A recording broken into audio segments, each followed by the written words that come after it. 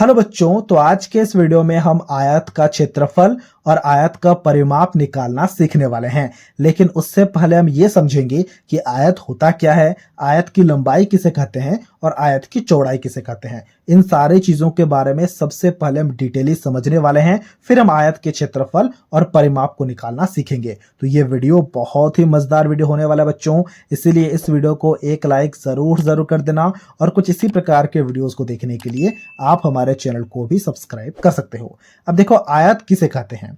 आयत एक चतुर्भुज होता है। सबसे पहली बात, चतुर्भुज का मतलब क्या, जिसकी चार भुजाएं होती हैं। तो क्या सारे चतुर्भुज को हम आयत कहेंगे? बिल्कुल नहीं कहेंगे। देखो, यहां पर भी एक चतुर्भुज आपको दिख रहा होगा, तो क्या ये भी आयत है? ये आयत नहीं है, क्योंकि आयत होने की कुछ और कंडीशंस होते हैं। सबसे पहला कंडीशन होता है कि आयत की आमने सामने की भुजाएं बराबर होती हैं। देखो, यहां पर एक भुजा आपको दिख रहा होगा, तो इसके सामने एक भुजा ये है, ये भी 5 सेंटीमीटर का भुजा है और ये भी 5 सेंटीमीटर का भुजा है, यानी कि ये दोनों भुजाएं बराबर हैं। इसी तरह से देखो, यहां पर एक भुजा दिख रहा होगा और यहां पर एक भुजा दिख रहा होगा। ये भी 3 सेंटीमीटर का भुजा है और ये भी 3 सेंटीमीटर का भुजा है, यानी कि ये दोनों भुजाएं बराबर हो गई, सामने की भुजाएं। तो इसे हम आयत कहेंगे? बिल्कुल नहीं। एक और कंडीशन हमारे पास में है। यहां पर जो कोण दिख रहे हैं ना, ये चारों कोण अगर 90 डिग्री का है और इनके आमने सामने की भुजाएं बराबर हैं और वो आकृति अगर एक चतुर्भुज है, तभी हम उसे एक आयत कहेंगे। और आयत का लंबाई हम किसे कहेंगे? जो भुजा सबसे बड़ा भुजा होता है ना, उसे हम आयत का लंबाई कहेंगे, और जो छोटा भुजा होता है उसे हम आयत की चौड़ाई कहेंगे। तो यहां पर बताओ, लंबाई क्या होगा? यहां पर लंबाई होगा आयत का 5 सेंटीमीटर और चौड़ाई क्या होगा? चौड़ाई होगा 3 सेंटीमीटर, क्योंकि ये छोटा भुजा है और ये बड़ा भुजा है। तो अब हम आयत का क्षेत्रफल और परिमाप को निकालना सीखते हैं। तो आयत के क्षेत्रफल को निकालने के लिए मैंने यहाँ पर इसके नीचे इसके फॉर्मूला को लिख रखा है। जब भी हमें आयत का क्षेत्रफल निकालने को कहा जाए ना, तो उसका फॉर्मूला होता है लंबाई गुणा चौड़ाई।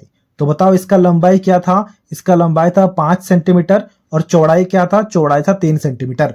तो हम लंबाई के जगह में लिखेंगे 5, ठीक है, क्योंकि लंबाई इसका 5 सेंटीमीटर था।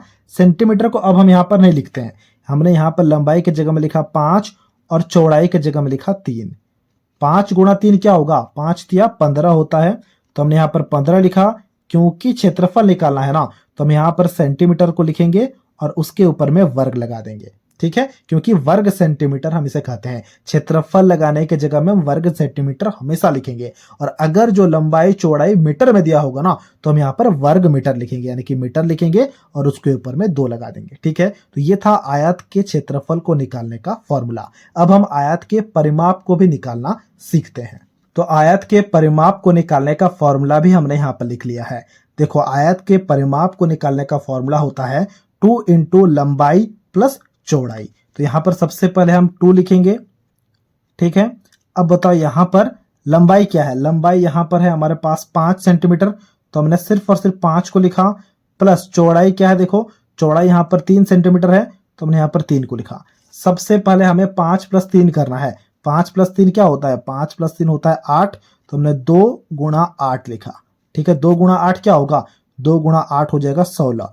तो 16 आ जाने के बाद हम यहां पर सिर्फ और सिर्फ सेंटीमीटर लिख देंगे। जैसे कि यहां पर हमने सेंटीमीटर के ऊपर 2 लिखा था, यहां पर हमें नहीं लिखना है। अब देखो, क्षेत्रफल का मतलब क्या होता है। कभी भी अगर किसी भी आकृति का क्षेत्रफल निकालने को कहा जाए ना, क्षेत्रफल निकालने का मतलब होता है ये जो पूरा एरिया है ना, ये होता है क्षेत्रफल। और परिमाप का मतलब होता है ये जो हमारे पास में लकीर आपको दिख रहा होगा ना, इन सारे लकीरों का लंबाई का जोड़, वो होता है परिमाप, ठीक है। इसी प्रकार से अगर हमारे पास में अभी कोई एक ऐसा आयत दिया जाए जहां पर लंबाई हो 7 सेंटीमीटर, मैं यहां पर लिख देता हूं, अगर हमारे पास में लंबाई किसी एक आयत का 7 सेंटीमीटर हो और अगर किसी एक आयत का चौड़ाई 2 सेंटीमीटर हो, तो क्या अभी आप खुद से उसके क्षेत्रफल और परिमाप को नहीं निकाल सकते? अगर निकाल सकते हो तो इनके क्षेत्रफल और परिमाप को आपको खुद से निकालना है और हमसे कमेंट बॉक्स में शेयर करना है। तो ये था आज का वीडियो, जहां हमने आयत के क्षेत्रफल और परिमाप को निकालना काफी अच्छे से सीख लिया है। अगर आपको ये वीडियो अच्छा लगा है तो इस वीडियो को एक लाइक जरूर कर देना, और कुछ इसी प्रकार के वीडियोस को देखने के लिए आप हमारे चैनल को भी सब्सक्राइब कर सकते हो।